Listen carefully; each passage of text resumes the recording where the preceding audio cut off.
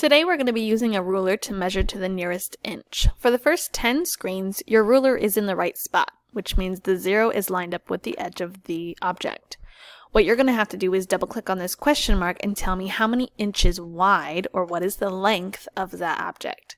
So the first 10 are pretty simple. All you have to do is find what the ending inch is, and I can see that's 4, so I double click on my question mark and I type 4 in. Easy peasy. On my next 10, this is where it starts to get a little bit difficult, because if you look at the ruler, some parts have been hidden away. So it's not starting on the 0 anymore, so you can't just look at the ending number and type in what you see. You're going to have to actually figure out how many inches this is long. So the way I do that is I count the inches in between. I know this is my starting edge, so I'm going to count the inches. 1 inch.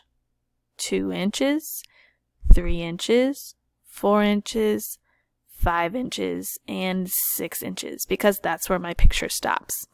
And it's not exactly 6 inches, it's really 5 and 9/10.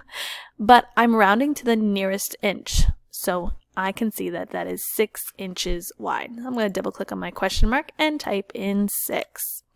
So on the remainder of these, you have to figure out how many inches wide those are. Remember, they are not starting on 0, so you need to count and figure out how many inches there are. When you get to the last one, you may turn it in so your teacher can check you.